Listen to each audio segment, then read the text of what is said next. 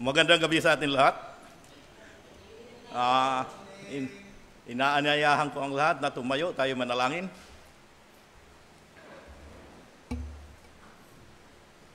Tayo manalangin. Panginoon Diyos na makapangyarihan sa lahat, kami po ay nagpupuri at nagpapasalamat at muli ninyo kami tinipon ngayong gabi upang manambahan. Nawa, samahan po ninyo kami sa aming gawain at pangunahan upang ang lahat ng mga mensahe na aming pag-aaralan ay magbigay ng kapayapaan sa aming puso't isipan. Ihanda po ninyo kami ngayong gabi, maging nasa online, sa pakikinig at pag-unawa ng mga mensahe upang masunod namin ang nais ninyo para sa amin. Patawarin po ninyo kami sa aming mga kasalanan at linisin sa aming karumihan upang kami maging kalugod-lugod sa inyong harapan. Ito po ang aming dalangin sa pangalan ng Panginoon Hesus. Amen. Manatiling nakatayo at tayo umawit sa ating Panginoon. Magandang gabi po sa ating lahat. Good evening. And welcome sa ating midweek service and prayer meeting. Tayo po ay umawit. Lord, I lift your name on high.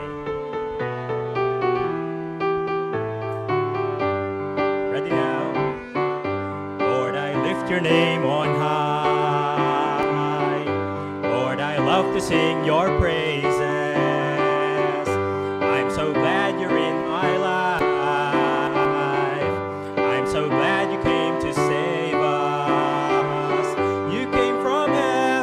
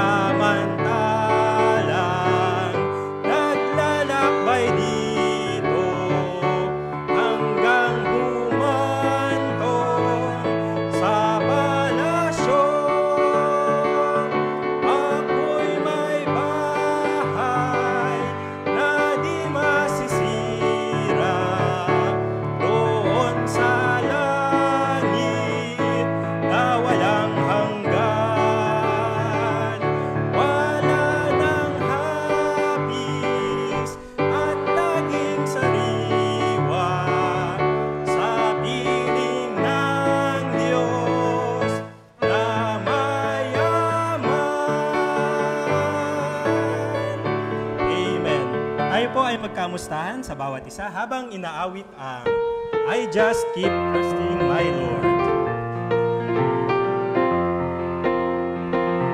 I just keep trusting my Lord as I walk along.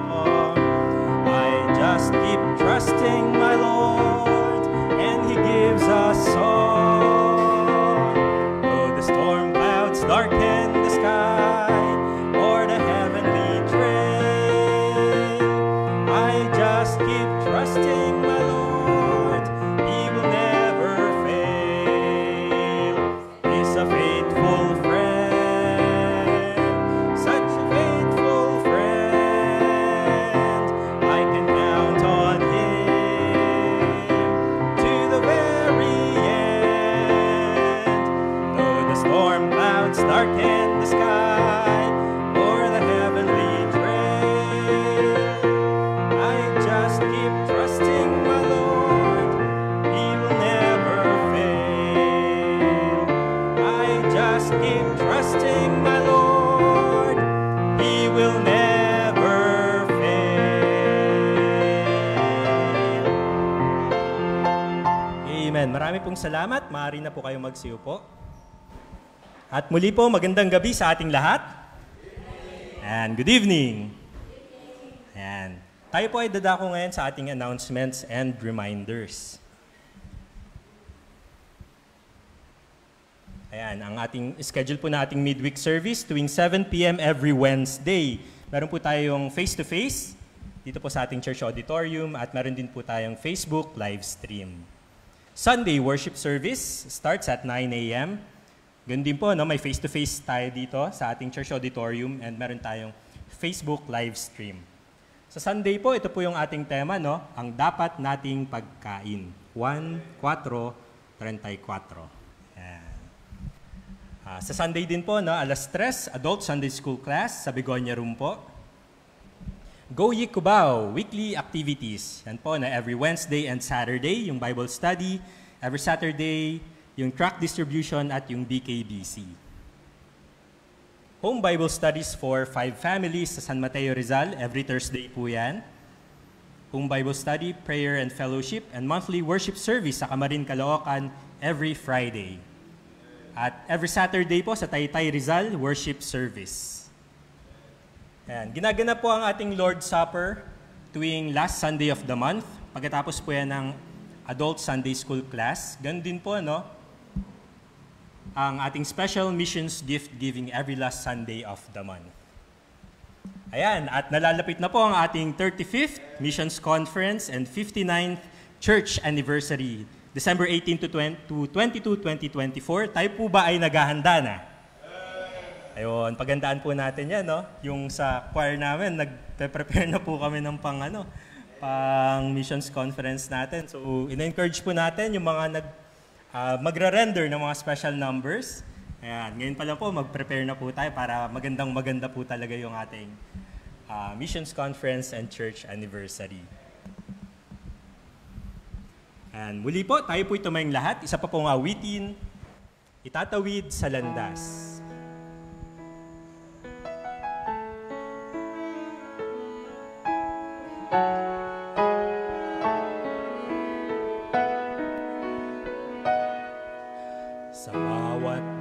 Ng aklat ng buhay, bakas ang luha na tumatangay, inaanod ang pag-asa, unti-unting nawawala, haligi ng munting daigdig ko, minsay nanlalamig na rin ang araw, ihip ng hangin may giniginaw, nalulungo, nalulumbay, hanap ay isang gabay, sa piling mo'y hindi mabibigo, kahit magunaw man ang daigdig, lisanin man ng init ang mundong nanlalaki. na humayo sa daan, magkabila'y bangin, ikaw pa rin, O Diyos, ikaw pa rin. Pag-ibig mo'y hindi magwawakas, kalinga mo, O Diyos, ang siyang magbibigay lakas. Sa anumang panganib, ginintuan ang iyong pagliligtas. Panatag na tiyak, itatawid mo sa landas.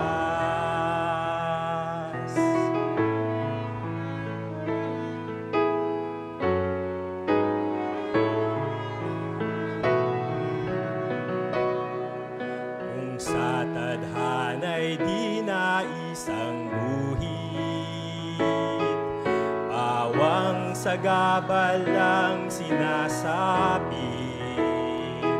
ikaw ang siyang tatawagan, sa roko'y apawan ng pag-asang kailan may dulot mo.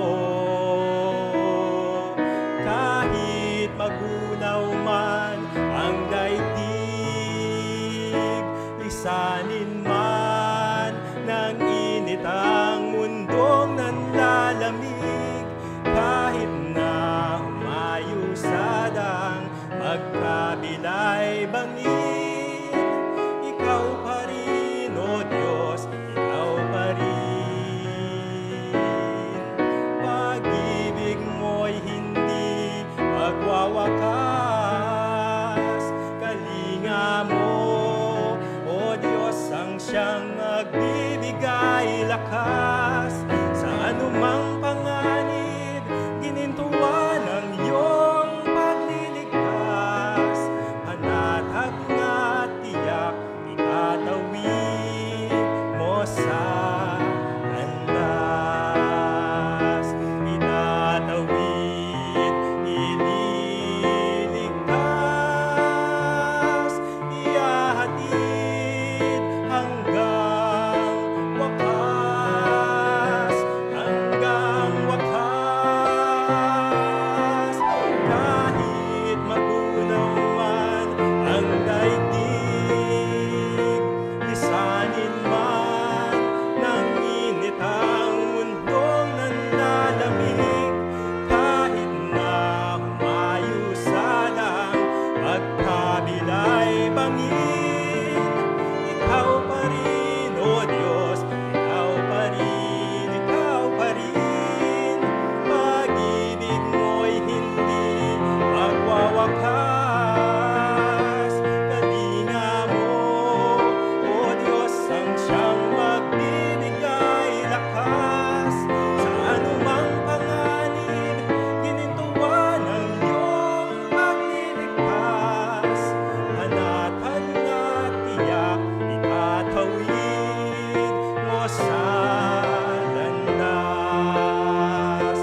Itatawid mo sa landas.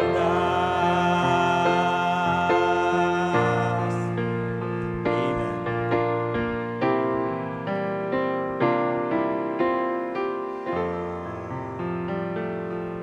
Ayan, maaari na po tayong magsiupong lahat.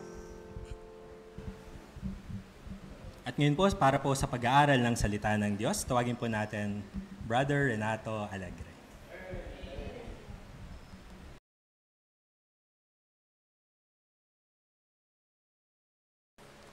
Isang mapagpalang gabi muli, gabi ng Miyerkules sa ating lahat. Magandang gabi sa mga nasa online at magandang gabi sa atin dito lahat. Ang pamagat ng ating mensahe, kapayapaan sa gitna ng bagyo. Kapayapaan sa gitna ng bagyo. Dahil mabagyo tayo ngayon, dapat mayroon tayong kapayapaan. Ha? Huwag natin wawalain ang kapayapaan. Makikita ang ating teksto sa Marcos Kapitulo 4, versikulo 35 hanggang 41. Ang isang binabagyo ngayon ng tagumpay ang isang atleta ng Pilipinas na umani ng 2 ginto. Bumabagyo ng mga premyo at mga bonus, limpak-limpak na salapi. Dangan nga lamang, nagkaroon ng problema sa pamilya dahil sa pera. Talagang ang pera nakakasira ng pamilya. Buti na lang tayo, kayo, ako. Kayo, alam ko marami kayong pera. Ako, piso lang ang pera ko.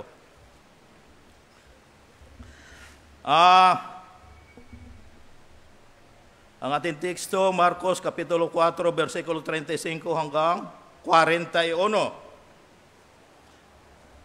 Inaanyayahan ko muna kayong tumayo upang basahin natin ang ating teksto. Babasahin ko ang una at sabay sa inyo ang kasunod, sa 36, salitan tayo pagbasa. 41, sabay-sabay tayo. Sabi nga dito sa ating teksto, mali, sandali ha, kaya pala malabo. Hindi ko makita eh. Yan, salamat. Sabi nga dito, kinagabihay, sinabi ni Jesus sa mga alagad, tumawid tayo sa ibayo.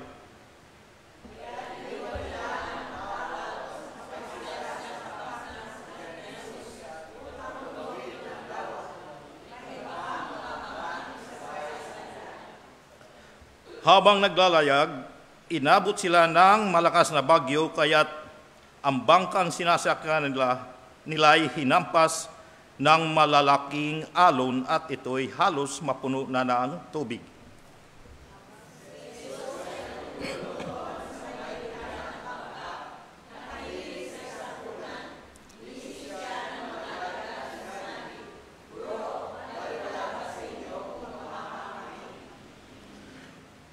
Bumangon si Jesus at inutos sa hangin, tigil, at sinabi sa alon, tumahimik ka. Tumigil nga ang hangin at tumahimik ang lawa.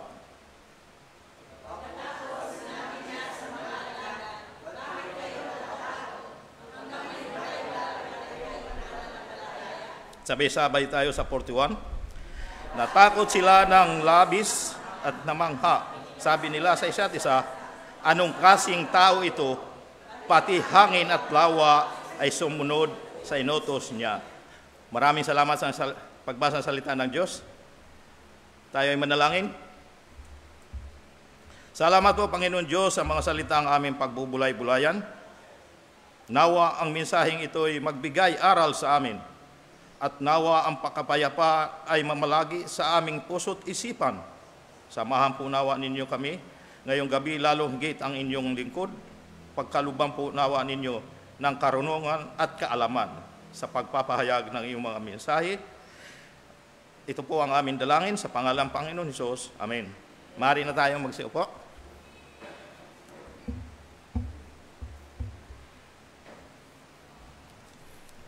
Kapayapaan sa gitna ng bagyo. Nakakatakot ang makaranas ng bagyo, ano po, lalo na sa dagat. Kung minsan, ang buhay ay para din pagharap sa bagyo. Opo. Ang mga masasamang nangyayari ay parang malalakas na hangin na humahampas sa atin. Bakit hinahayaan ng Diyos na dumating ang mga bagay na ito sa buhay natin? Maraming dahilan. Una, maaring upang lalong tumibay tulad ng bakuna, na nilalagyan ng konting bersyon ng sakit o katulad na sakit upang dumami sa atin ang mga antibodies at magkaroon tayo ng depensa sa sakit. Opo. Pagka mabakunahan tayo ng katulad ng sakit na yan, titibay tayo. Tulad ng pagharap ng bagyo, pag madalas humarap ng bagyo, madalas nakakadanas ng bagyo, lalo tayong tumitibay. Hindi pinanghihinaan ang loob dahil sanay na tayo. Tulad ng COVID vaccine, na halos lahat ng tao sa mundo, halos hindi lahat, halos lang, ay tinurukan ng bakuna upang magkaroon ng tapang at tatag ng kalooban sa panahon ng higit pang pagsubok. Ang ibang alamang, kahit naturukan, bumigay pa rin namatay. Ikalawa, upang lalong lumapit at kumapit sa Diyos. Opo, wala na tayong ibang malalapitan kundi ang Panginoon lamang. Sa lahat ng mga kinakaharap natin problema, bagyo ng problema, pag wala na tayong matakbuhan, mga kaibigan, kapatid, isa na lamang po. Lagi pa nang huli, tinatakbuhan ang Diyos na dapat natin inuuna.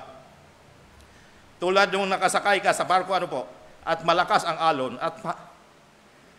malakas ang alon, ay mapipilitang kumapit. Kumapit ng mahigpit upang hindi matumba. At gayon din ang pagkapit natin sa Diyos. Sa Diyos tayo kakapit. Baka ibang kapitan nyo, o ibang kapitan natin pala, sa Bombay, pag nagigipit, may 5-6 yan, may tubo. Sa Diyos tayo kumapit. Ikatlo, upang atin higit makilala. Makilala natin siya at lumago tayo sa ating pananampalataya sa Kanya. Pagpatuloy tayong lumalapit at nagtitiwala sa Diyos, tayo'y lalong lalago sa pananampalataya. Pagka lumayo tayo, wala na. Maliligaw tayo ng landas. Opo. Ito po ang ating makikitang pakinabang ng teksto. Hindi lang para sa mga alagad noon, kundi para din sa atin ngayon. Opo. Para din sa atin ngayon. Ang ating mga bahagi, ang mga katangian ni Kristo. Mga katangian ni Kristo. Dalawang kanyang katangian, naging tao at siya ay Diyos. Ang pangalawa, ang hamon ng pananampalataya. Ang hamon ng pananampalataya. Sabi nga dito sa atin unang bahagi, ang mga katangian ni Kristo, siya ay tao. Ano po? Siya ay tao. Pero Diyos siya, pero nagkatawan tao. Ayon sa Marcos Kapitulo 4, versikulo 38, sabi nga dito, si Jesus ay natulog. Dahil siya ay tao, natulog. Noon sa may hulihan ng bangka, nakahilig sa isang unan, ginising siya ng mga alagad at sinabi, Guro, baliwala ba sa inyo kung mapahama kami? Dahil sa takot ng mga alagad, ginising siya. Nakaramdam ng takot ang mga alagad niya sa malalakas na alon. Siya ay nakatulog. Ano po? Nakatulog si Kristo. Si Kristo, marahil siya ay napagod. Hindi lamang pagod, kundi pagod. Sobra ang pagod. Pagod na pagod.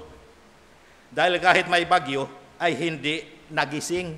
Masarap ang tulog. Parang tulog mantika. Ano po? Kahit nagbaaway-away ng katabi, nagkakagulo, gising, tulog pa rin. Mahirap gisingin. Ang malalim ang tulog. Napagod sa gawain ng pagtuturo at pangangaral.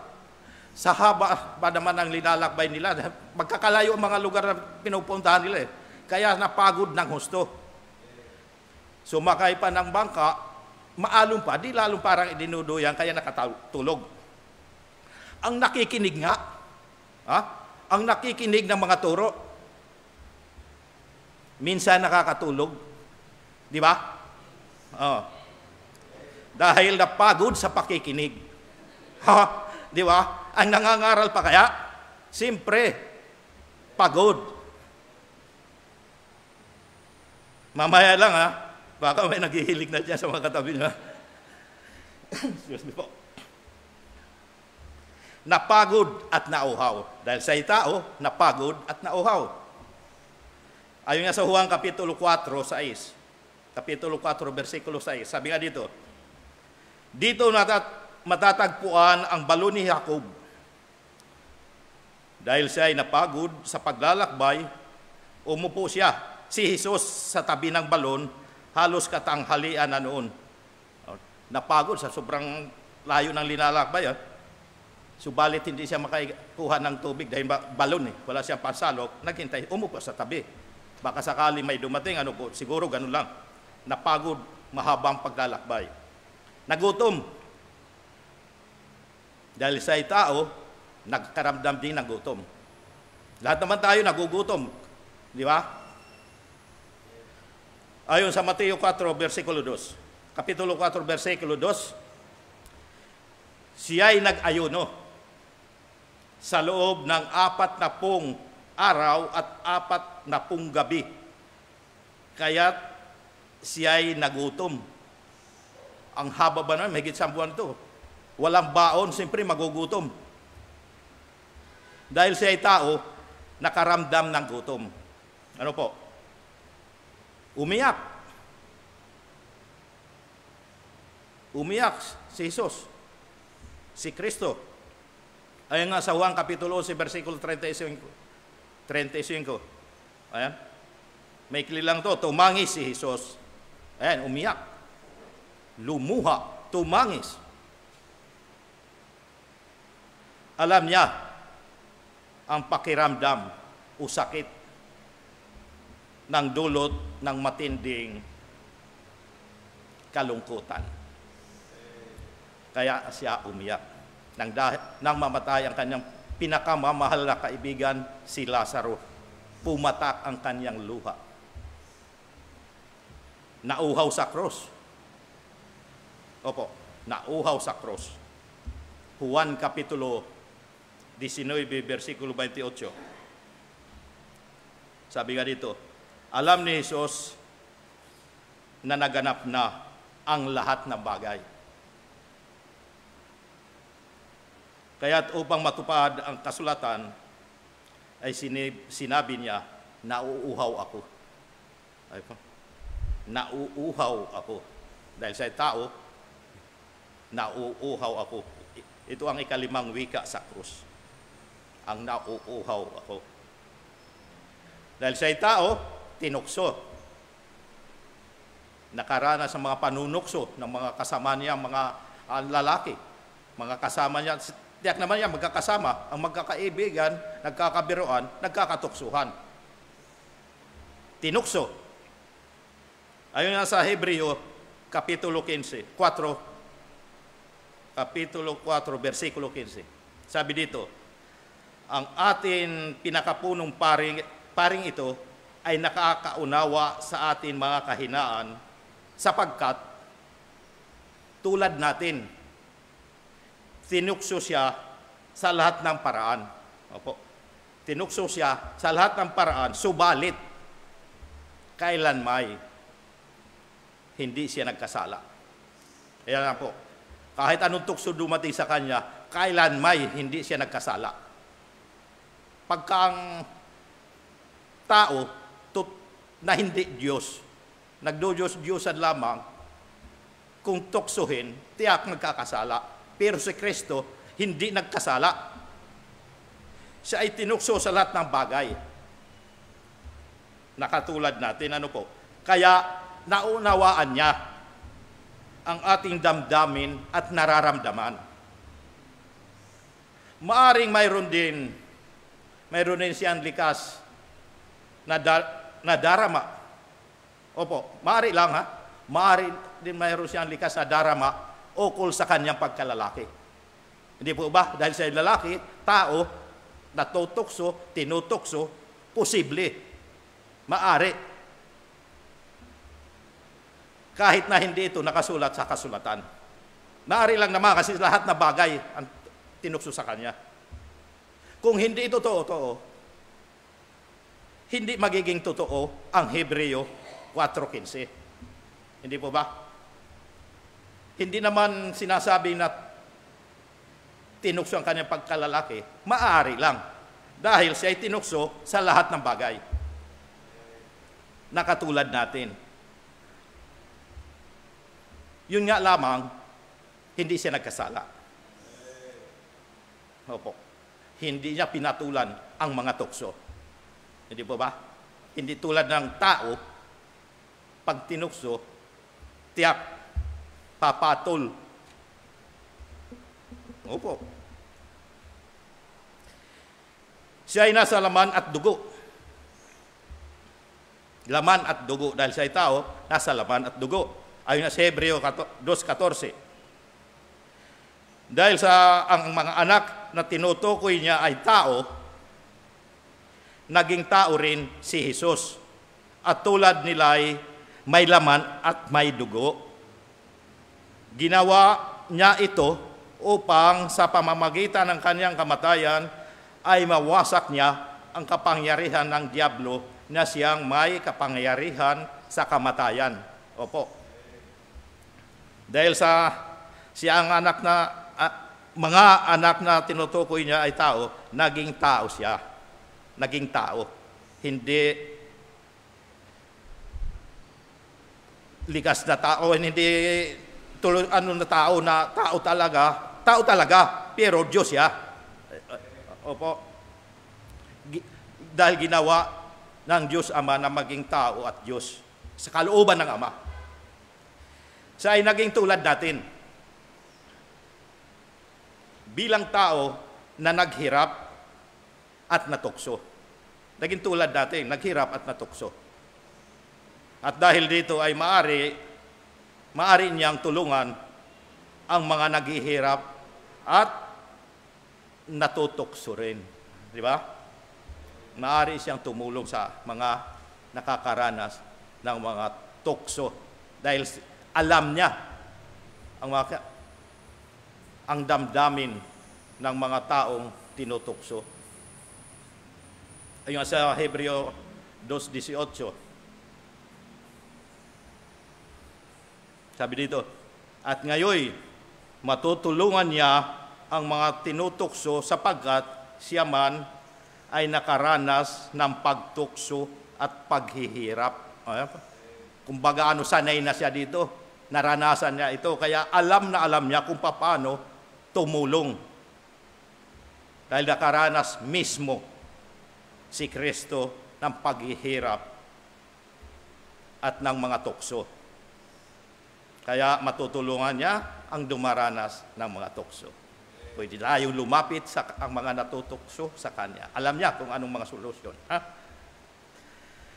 Siya ay natukso at nakaranas ng kahinaan, kung kaya magagawa niyang magsimpatya sa mga natutukso at mahihina.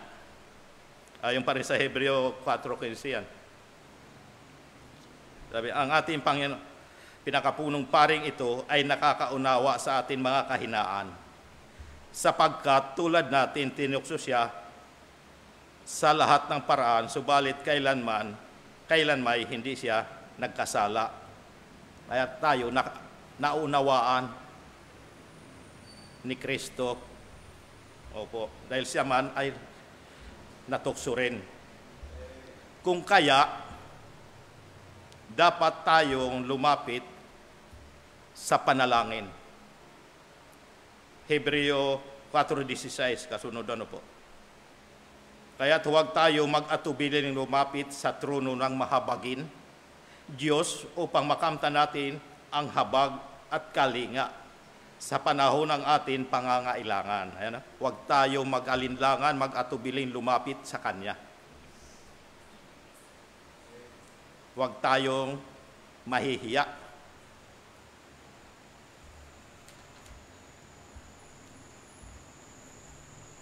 Siya ay Diyos. Siya ay nagkatawang tao. Ngayon siya ay Diyos. Opo. Ayon sa Marcos 4, Kapitulo 4, versikulo 39. Sabi dito, bumangon si Jesus at iniutos sa hangin, tigil, at sinabi sa alon, tumahimik ka. tumigil nga ang hangin at tumahimik ang lawa. Kanyang sinaway ang hangin at ang dagat at sila'y tumahimik. Ano po? At mapapansin din ang dalawang bagay ukol dito. Una, agad-agad na tumalima o tumugon sa utos ni Kristo. Sumunod sa Kanya ang hangin at dagat. Dahil siya nga ay Diyos. Opo. Ito ay katibayan ng Kanyang kontrol ng kalikasan. Maaring katibayan na si Kristo ay ang naglikha rin ng lahat ng mga bagay kasama ang kalikasan. Maaari. Opo. Ito ay naibang himala dahil hindi ito nagawa ni numan. Siya lamang po ang nakagawa magpatigil ng hangin at pagpatahimik ng dagat. Wala nakakagawa ni numan. Kahit sino, walang nakagawa. Naibang himala dahil hindi ito nagawa ni numan at hindi tulad ng pagpapagaling na nagagawa ng iba. Opo. Yung mga nagpapagaling ng sakit, naglipa na yan. Pero nagpapatigil ng hangin, wala. Maaring mahalin tulad sa paghati o paghapak ng dagat. Ano po? Sa Red Sea. Makikita sa Exodo Kapitulo 14, versikulo 16, kung paano hinati ni Moises ang dagat. Ngunit kilala ng mga nakakita na kapangyarihan ay hindi kay Moses, kundi sa Diyos. Opo.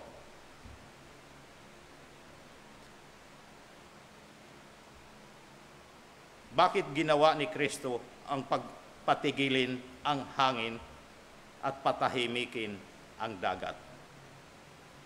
Bilang pagpapakita ng malasakit.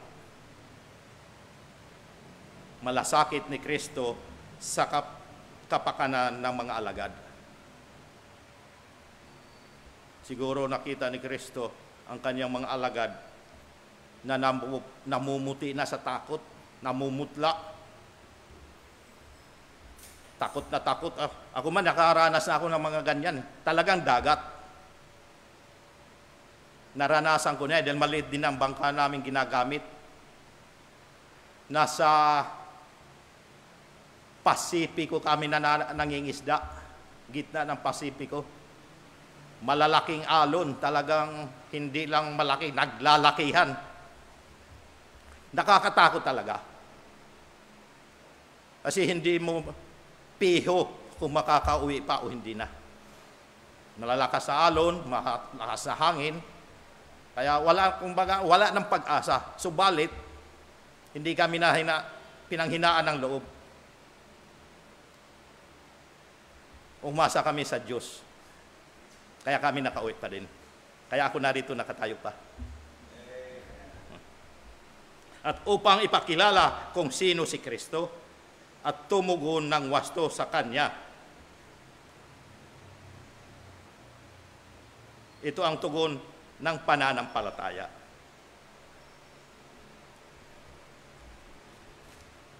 Ang ating pangalawang bahagi, ang hamon ng pananampalataya. Ang hamon ng pananampalataya na po. Ayon sa Marcos 4, versikulo 40. Pagkatapos sinabi niya sa mga alagad, bakit kayo natatakot? Hanggang ngayon ba'y wala pa rin kayong pananampalataya? Ayun po. Hanggang ngayon ba wala pa kayong pananampalataya? Nahalata, nalaman ng Panginoon na walang pananampalataya ang kanyang mga alagad. Dahil takot na takot eh. Kaya, tanong niya, bakit kayo natakot? Kung may tunay na pananampalataya, ay dapat walang takot. Magtiwala tayo sa Diyos kung dito man tayo sa kasalibutan, magtiwala tayo sa mga namamahala sa atin o nangunguna sa atin. Hindi tayo pababayaan ng Diyos. Opo. Kung mayroon mang takot sa anumang bagay, tanungin ang sarili kung may tunay na pananampalataya.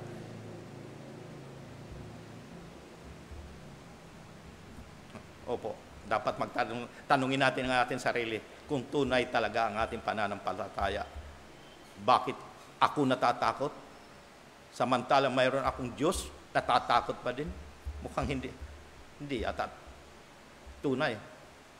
Pagka tunay ang pananampalataya, walang takot kaharapin ang anumang pagsubok. Walang takot suungin ang anumang bagyo sa ating buhay. Ayun nga, matapos manalangin, ipinangako ng Diyos na bibigyan tayo ng kapayapaan. Opo, ayun nga, Filipos Kapitulo 4, versikulo 6 at 7. Sabi dito, sa 6, huwag kayong mabalisa tungkol sa anumang bagay, sa halip, hingin ninyo sa Diyos ang lahat ng inyong kailangan sa pamamagitan ng panalangin may pasasalamat. Huwag kayong mabalisa tungkol sa anuman bagay. Hingin natin sa Diyos. Sa 7, at ang kapayapaan ng Diyos na hindi kayang maunawaan ng tao, ang siya mag-iingat sa inyong puso at pag-iisip dahil sa inyong pakikipag-isa kay Kristo. Opo, ipararanas ito ng Diyos sa atin ang kapayapaan. Ang tanong, wala pa ba kayong pananampalataya? Sa tagal nilang nagsasama at sa kabila ng kanilang mga nakita, hanggang ngayon ba ay wala pa rin silang pananampalataya? Parang matagal na magkasama, pero wala pa rin tiwala, sa isa't isa. Kung matagal na Kristiyano, dapat ay matibay ang tiwala sa Diyos. At wala ng takot. Wala ng takot. Opo, kung matagal ng Kristiyano.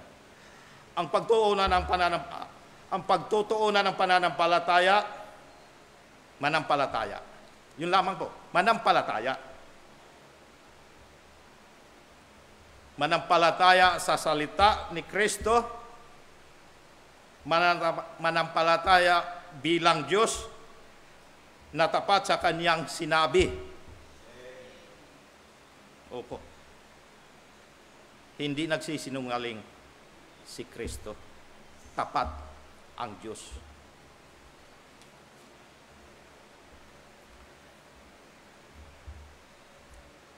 Sinabi ni Kristo na sila ay tatawid sa kabilang ibayo. Sinabi po? Kaya ibig sabihin, ay tiyak na ligtas silang makakarating sa kanilang paroroonan. Magtiwala na makakarating kahit malakas ang hangin, malalaking alon, basta sinabi ni Kristo ng Diyos na tayo pupunta sa kabilang ibayo, magtiwala. Tiyak po na darating. Bakit ngayon sinabi ng mga alagad na wala bagang anuman sa iyo na mapahamak tayo? Nangungunsisya pa, po? Wala bagang anuman sa iyo na pahamak tayo? Na dahil dito ay hindi sila makakarating sa kanilang paroroonan. Maaring nalimutan nila na ang sinabi ni Kristo o hindi sila naniwala sa kanyang sinabi. Tumawid tayo sa kabilang ibayo. O kaya dahil dinaig sila ng takot. Opo. Naunahan ng takot. At nawala ang kanilang pananampalataya. Pag naunahan ng takot ang tao, tiyak maduduwag eh. Dapat kumapit agad sa Diyos. Diyos ang ating pag-asa.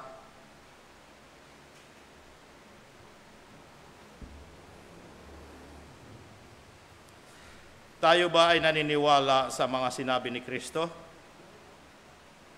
Sa salita ng Diyos? Halimbawa, humingi tayo. Humingi tayo, humingi at tayo'y bibigyan. Ayan po. Upang malubos ang ating kagalakan. Ayun nga sa Juan Kapitulo 16:24. Sabi nga dito, hanggang ngayon, wala pa kayong hinihingi sa Kanya sa aking pangalan. Humingi kayo at kayo'y tatanggap upang malubos ang inyong kagalakan. Opo. Magtiwala na ibibigay ng Diyos ang anuman hihilingin sa panalangin sa pangalan ni Kristo. Humingi, humanap, kumatok. Ayon na sa Mateo 7, Kapitulo 7, versikulo 7 at 8, sabi nga, humingi kayo at kayo'y bibigyan. Humanap kayo at kayo'y makakatagpo. Kumatok kayo at kayo'y pagbubuksan. Sa 8,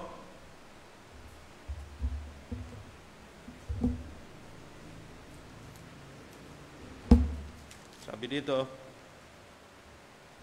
sapagkat ang bawat humihingi ay tatanggap, ang bawat humahanap ay makakatagpo, at ang bawat kumakatok ay pagbubuksan. Ayan na. Dapat humingi, dahil tayo naman pagbibigyan ng Diyos.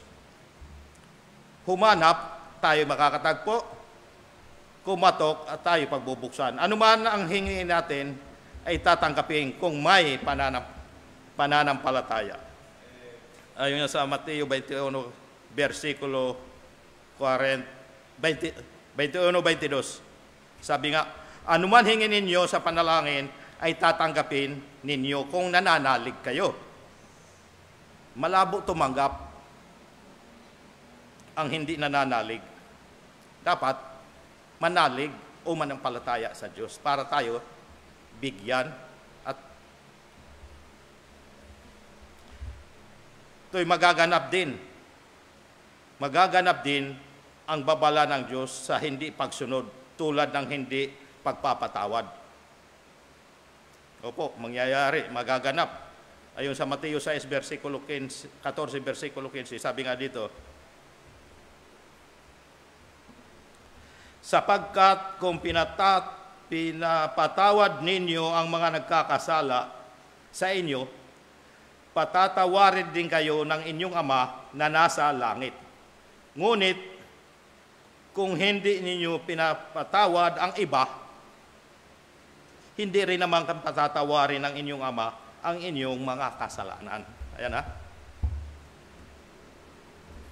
Ang ating kakayahan magpatawad ay may direktang epekto sa atin relasyon sa Diyos.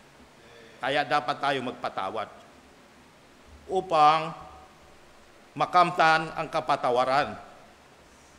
Makamtan natin ang kapatawaran mula sa Diyos.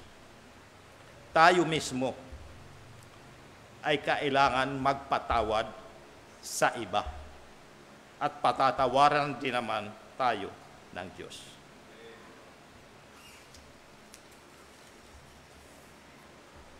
Panghuli, ang hamon, kilalanin si Kristo bilang tao at Diyos. Magtiwala sa Kanyang salita, pagkalinga, pag-ibig, at kapangyarihan. Opo, kilalanin si Kristo bilang tao at Diyos. Ayon na sa Awit Kapitulo 91, versikulo 15, kapag sila'y tumawag, laging handa ako na sila'y pakinggan. aking sasamahan at kung may problema ay sasakluluhan. Aking ililigtas at ang bawat isa ay pararangalan. Magandang gabi. Tayo manalangin. Salamat po, Panginoon, sa kapayapaan dala mo sa amin, na kahit na dumating pa ang maraming bagyo, ay di kami susuko, bagkus kami po ay handang harapin ang anuman nagbabadyang kalamidad sa aming buhay. Alam po namin na kayo ay nakaagapay sa amin. Nawa tulungan ninyo kaming magkaroon pa ng lalong higit na katatagan sa aming pananampalataya at patuloy magtiwala sa inyong mga salita. Ito po ang aming dalangin sa pangalan ng Panginoon Diyos. Amen.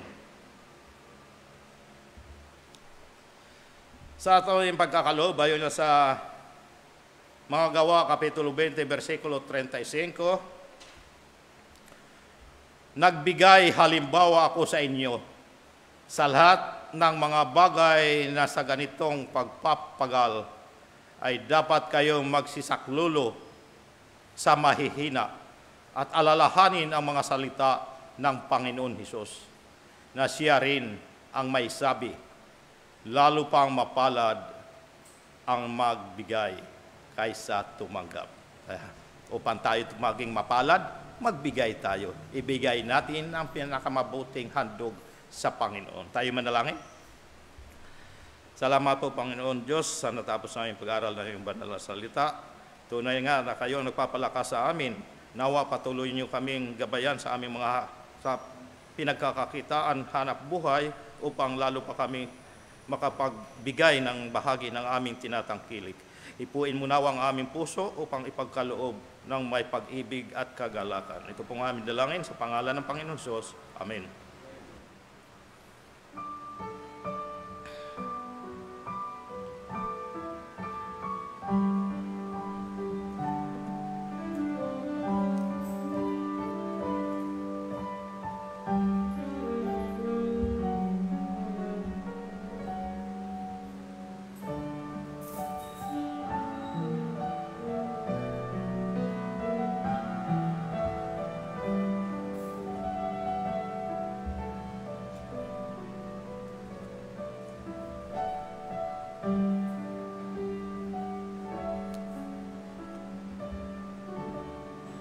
Tayo magpasalamat. Salamat, Panginoon, sa natapos na aming pagkakaloob. Nawa ang salaping aming nakalap ngayong gabi. At nawa'y pagpalain mo upang magamit sa bahay-sambahan ng naayon sa iyong kalooban. Patuloy niyo kaming ingatan sa araw-araw. Ito pong aming dalangin sa pangalan Panginoon Diyos. Amen.